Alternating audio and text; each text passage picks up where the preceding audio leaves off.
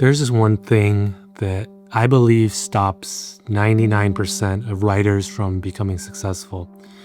I spent a long time as a filmmaker, directing mainly commercials, but I also directed a feature film and a lot of short films. So I've been around a lot of writers.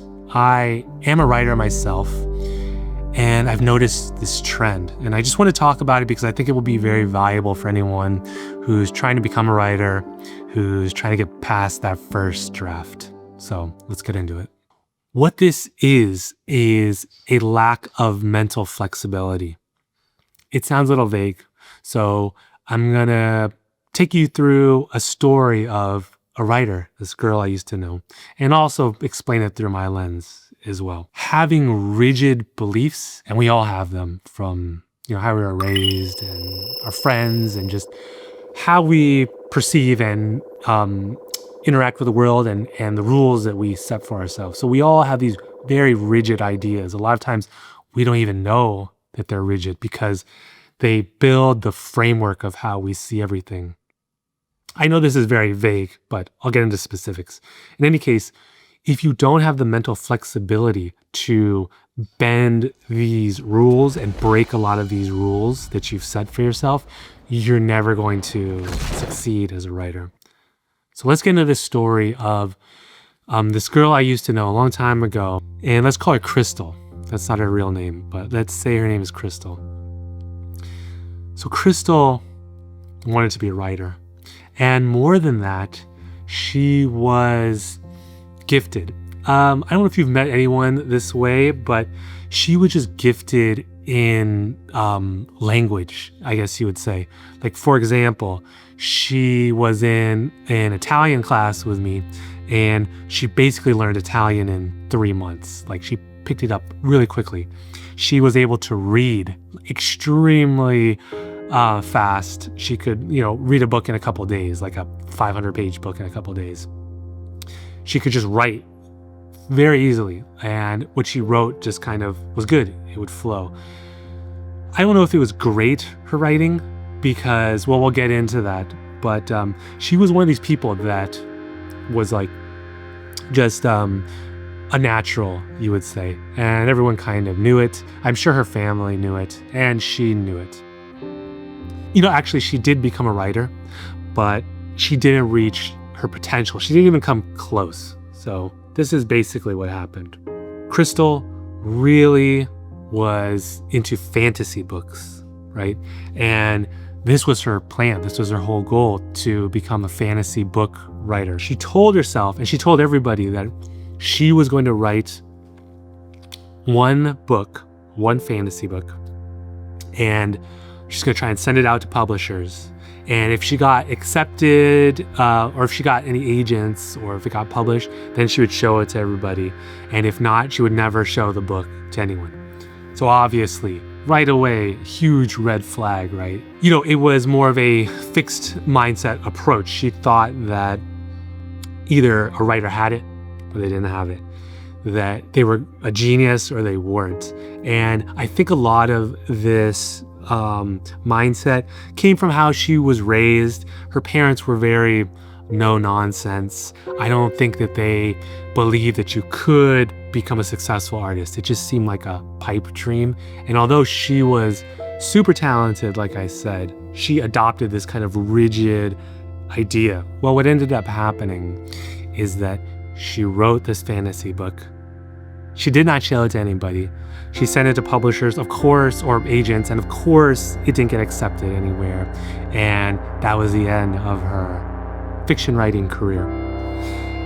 And this is sad because I'm sure she could have been a published writer. I'm positive of it. And it's not like she was lazy. She was able to write too. She wrote the whole novel. She just had this rigid belief, and she could never break it. So although she was talented, she was very inflexible in this way. And this stopped her career immediately. She never even had a chance. And I feel like this is the case with a lot of people. Maybe for like 90% of writers, I would even say that they're done before they even started because they cannot handle that first big rejection where they put everything into a piece of work that they produce, and it goes nowhere.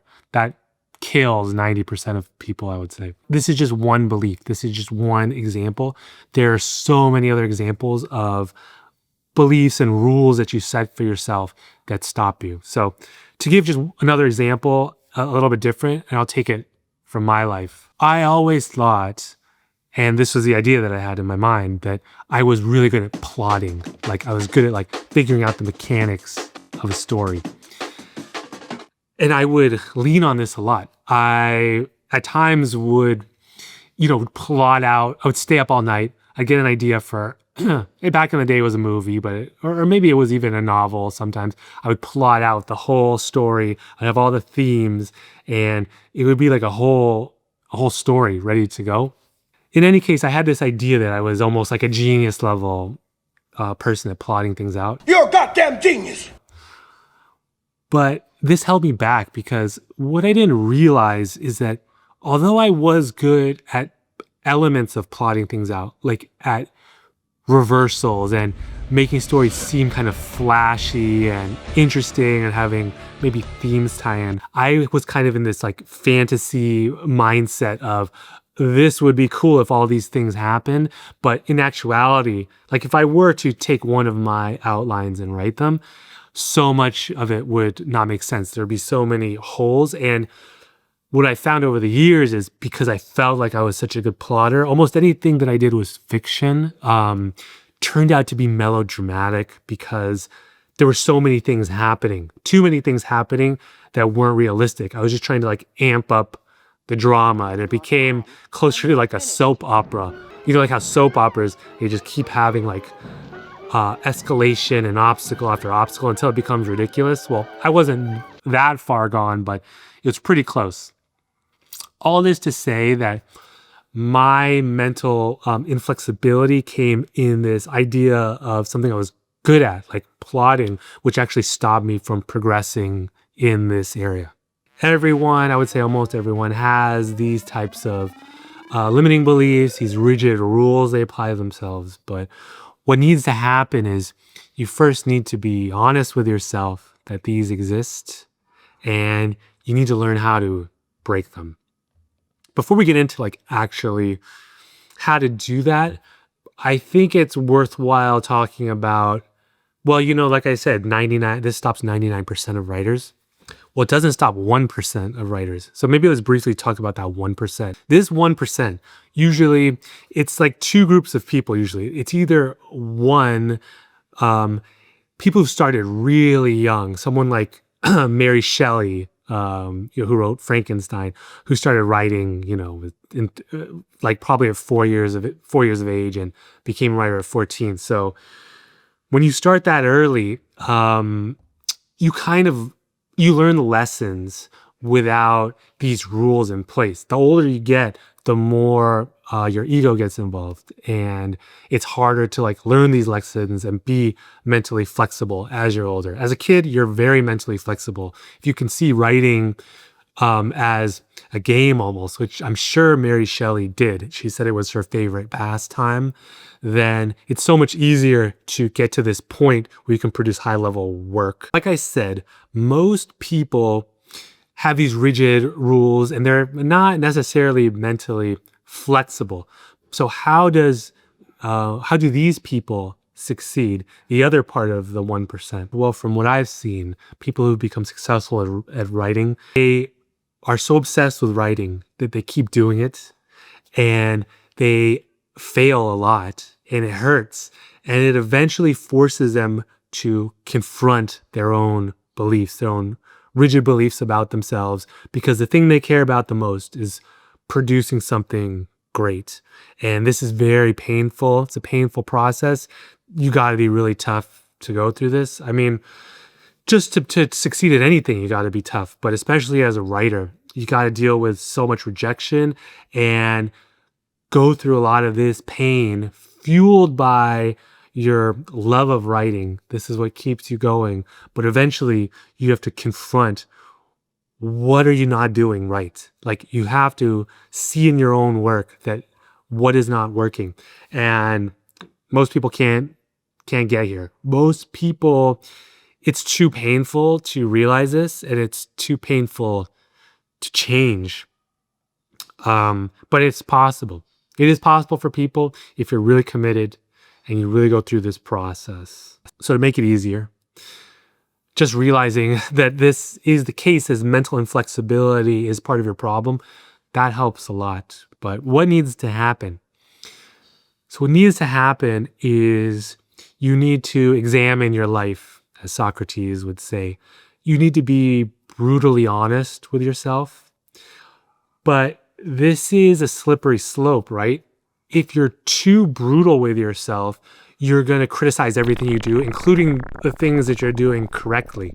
So you have to have a balance between understanding what you do well in your process, in how you think about writing, and not just writing, and how you think about yourself and how you respond to failures, the whole thing. You have to understand what you do well and what you don't do well, and the rules that you've placed on yourself. Adopting the idea that it's going to take a while, it's going to take 5 books, it's going to take 10 books. Coming at it like this, where it's less about your ego and you're not defending yourself so much, this is going to put you in the right mindset to also become more mentally flexible, so that you can honestly judge where you need to improve. Seeing it as a game, as fun, as you experimenting is, the right attitude to have. This is the real truth, though. You still have to go through the journey. You still have to fail. You still have to put in the time, and you can't just deny your emotions. You can't convince yourself that it doesn't hurt if you send out 40 query letters and you get rejected 40 times. To deny that is to deny the process, really. You got to feel the pain, feel it, and then let it go. Don't try and brainwash yourself and make it seem okay because, I say so, or you think that, it's part of the process. It is painful. But what you got to realize is that the pain is temporary, and it's not the thing that you should hold on to, right? So it's a subtle point, but I think it's important. I really think it's important that you don't brainwash yourself, because as a writer, as a creative person, that's probably the worst thing you can do. You want to see reality for what it is. You want to see your story for what it is. And you want to see yourself for who you are. Try and, think about your life, think about how you are rigid and what you can do to be more open. Thanks for watching, and I'll see y'all next time.